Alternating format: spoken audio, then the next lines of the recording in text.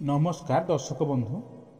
December 16 शनिवार दिन पड़ुची पवित्र धनु संक्रांति। ए समय ठारू किछि राशि व्यक्ति विशेषकर भाग्य बदलवाक जाउछि, कारण एमानक जातकरे धन प्राप्तिर योग रही। एही दिन सूर्य बिछारू धनु को आसिबे, तेणु शास्त्र अनुजाई यह कहुए जे सूर्य जो राशि को प्रवेश करिवे सेही नाम अनुजाई से मासर नाम हेबो। ए मासरे जन्म होइथिबा व्यक्ति धनी मानी एवं कपटी स्वभावर होइथांती। तेबे चलंतु धनुराशि पाखरु राशि मानक समय किपर रहिबो जानिनेबा। आसंतु सेही 12टी राशि विषय जानिबा। प्रथमे तो मेष राशि। कर्म क्षेत्र रे आपनकर अभिलाष पूर्ण होइजिबो, समस्या दूर हेबो, दूर यात्रा करि पारंती, व्यवसाय रे लाभवान हेबे। शत्रु माने आपण को कष्ट दे पारंती, विद्यार्थी माने सफलता पाइबे। प्रतिकार अनुजाई प्रत्येक मंगलवार दुखी अभावी लोकों को 250 ग्राम गहम दान करंती।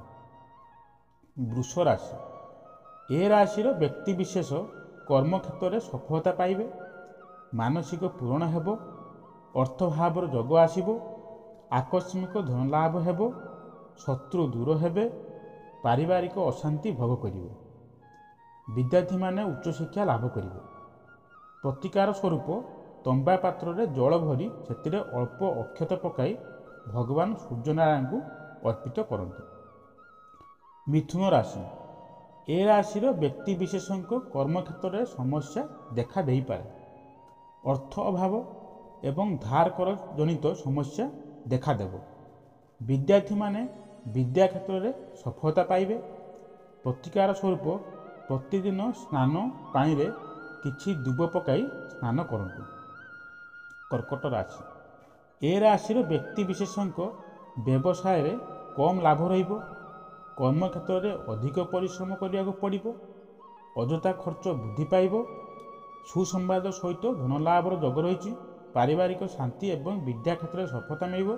प्रतिकार स्वरूप प्रत्येक दिन महादेव को जल अर्पित करंतु। सिंह राशि।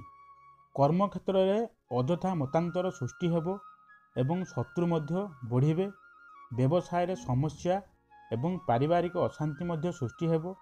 शारीरिक समस्या सहित विद्यार्थी माने अस्थिर मना रहिबे। प्रतिकार स्वरूप प्रत्येक दिन बेलगछ को पूजा करंतु। कन्या राशि। धनु मासर ए राशि व्यक्ति विशेषकर व्यवसाय रे उन्नति हेबो, चाकरी क्षेत्र में सफलता एवं मान सम्मान वृद्धि हेबो। नूतन द्रव्य क्रय सहित अर्थ लाभर जोग रही। कौनसी नूतन योजनार शुभारंभ करिवे। विद्यार्थी माने प्रशंसा पाइबे एवं कौनसी प्रतिकार आवश्यक नहीं। शरीर मध्य सुस्थ रहिबो। तुला राशि। कौनसी बंधुंक सहायता रे समस्यार समाधान हेबो। नूतन कर्म योजना आरंभ करिवे। गृह रे बंधु समागम हेबो।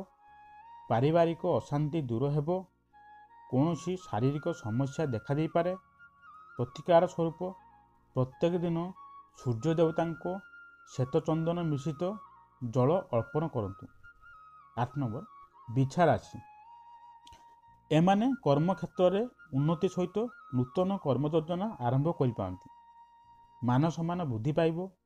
उच्च अधिकारी सहित सुसंपर्क स्थापन हेबो। शत्रु माने पराजित हेबे। व्यवसाय रे प्रतिद्वंदिता कम रहिबो। विद्यार्थी माने सफलता पाइबे एवं कौनसी प्रतिकार आवश्यक नहीं। आपण को ए मासटी बहुत सुंदर भाव कटिबो। शरीर मध्य सुस्थ रहिबो। 9 नंबर धनु राशि। व्यवसाय रे सामान्य उन्नति हेबो। स्वास्थ्यगत समस्या नहीं चिंतित रहिबे। वाद विवाद देखा दे पारे। चाकरी एवं कर्म क्षेत्र में सफलता पाइबे। मान सम्मान वृद्धि पाइबो। नूतन वाहन क्रय करि पारंती। विद्यार्थी माने भ्रमण करिवे। प्रतिकार स्वरूप प्रत्येक गुरुवार 3टी पाचिला कदली रे हल्दी लगाई गोमाता को खाइबा को दिंतु। 10 नंबर मकर राशि। कर्म क्षेत्र में उन्नति हेबो।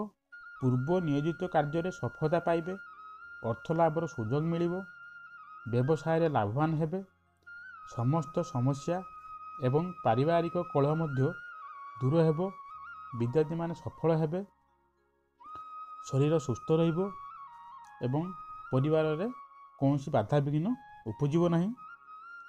ଆପଣଙ୍କର କୌଣସି ପ୍ରତିକାର ଆବଶ୍ୟକତା ନାହିଁ।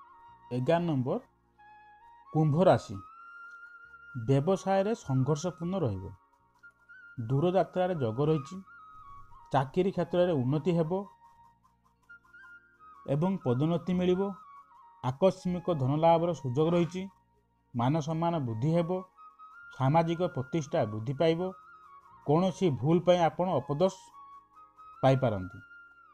12 ନମ୍ବର ମୀନ ରାଶି, କର୍ମକ୍ଷେତ୍ରରେ ଉନ୍ନତି ଏବଂ ବ୍ୟବସାୟରେ ଲାଭ ମିଳିବ, ଆର୍ଥିକ ସ୍ଥିତି ସୁଧୁରିଯିବ, ମାନ ସମ୍ମାନ ଏବଂ ସାମାଜିକ ପ୍ରତିଷ୍ଠା ଲାଭ କରିବେ, ପାରିବାରିକ ସୁଖ ଶାନ୍ତି ପ୍ରାପ୍ତି ହେବ। ପ୍ରତିକାର ସ୍ୱରୂପ ପ୍ରତ୍ୟେକ ଦିନ ସ୍ନାନ ପାଣିରେ ହଳଦୀ ଗୁଣ୍ଡ ପକାଇ ସ୍ନାନ କରନ୍ତୁ। ଆପଣଙ୍କୁ ଏହି ପୋଷ୍ଟଟି କେମିତି ଲାଗିଲା କମେଣ୍ଟରେ ଜଣାଇବେ ଏବଂ ଭକ୍ତି ସହକାରେ ଜୟ ମା ଲକ୍ଷ୍ମୀ କମେଣ୍ଟରେ ଲେଖିଦିଅନ୍ତୁ। ଆପଣଙ୍କ ମଙ୍ଗଳମୟ ହେବ ଏବଂ ପୋଷ୍ଟଟି ଭଲ ଲାଗିଥିଲେ ଲାଇକ୍ କରିବେ, ସେୟାର କରିବେ, ସବସ୍କ୍ରାଇବ୍ କରିବେ। ଭିଡ଼ିଓଟି ଶେଷ ଯାଏ ଦେଖିଥିବାରୁ ଧନ୍ୟବାଦ।